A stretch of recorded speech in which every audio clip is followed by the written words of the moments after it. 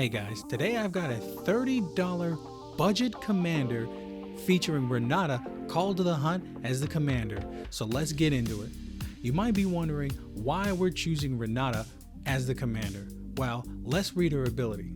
Each other creature you control enters the battlefield with an additional +1/+1 counter. So if your creature doesn't come down with a +1/+1 counter on it, it's gonna get one. If it enters the battlefield with 3, it's gonna get 4, and so on and so on. And Renata's power is gonna be equal to your devotion to green.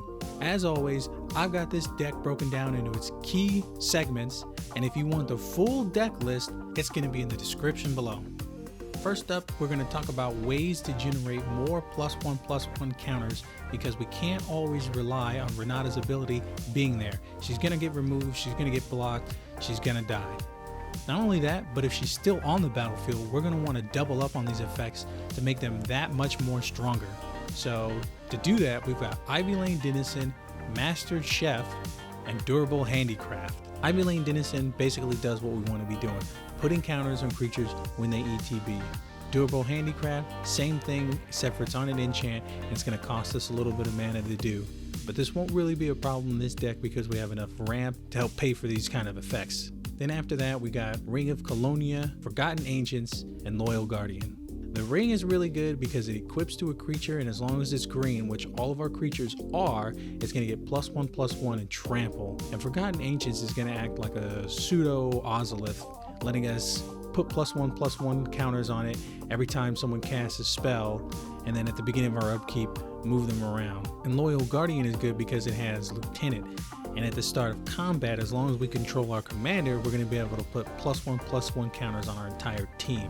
Next up on our strategy, we're going to get into protection. Any commander player is going to look at our commander, read what it does, and instantly know what our deck is all about. Big beaters and +1/+1 counters, and they're gonna want to remove it to stop us.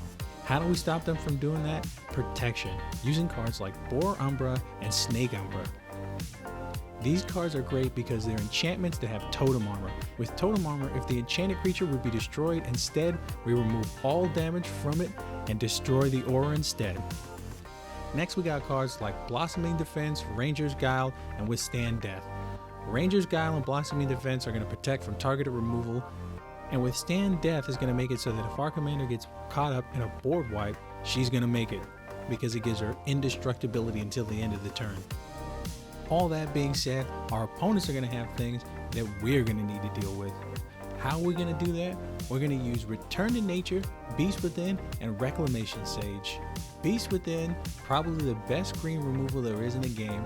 Return to Nature, very versatile because it can hit artifacts, enchants, and graveyards.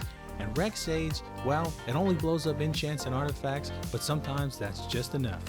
We also got Bite Down and Ram Through, which basically lets us choose target creature and deal damage equal to its toughness. Now, getting in everybody's favorite section, we got card draw. We're going to be using Colossal Majesty, Lifecrafter's Bestiary, and the absolute powerhouse, Beast Whisperer.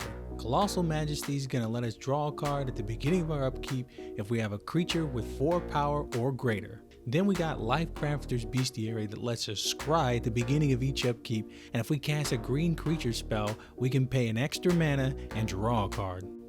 We also got Shamanic Revelation, Rishkar's Expertise, and Harmonize. Shamanic Revelation is great because we get to draw a card for each creature we control. Rishkar's Expertise lets us draw a card for the strongest creature we control. Then we can cast a spell for 5 mana or less without paying its mana cost. Then there's Harmonize that just straight up lets us draw 3 cards. Pretty sweet. These cards are going to help us stay gassed up, full of threats, and keeping the pressure on our opponents. Now, a lot of you are probably asking right about now, this is all fine and good, but how are we going to kill our opponents more deader? That's pretty simple.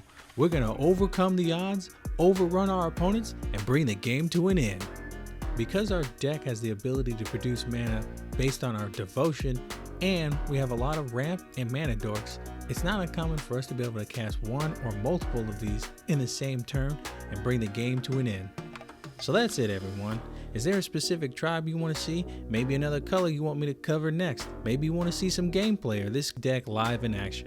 The only way I'll know is if you get down there in them comments and let me know. Thanks for watching, and I'll catch you guys in the next one. Peace.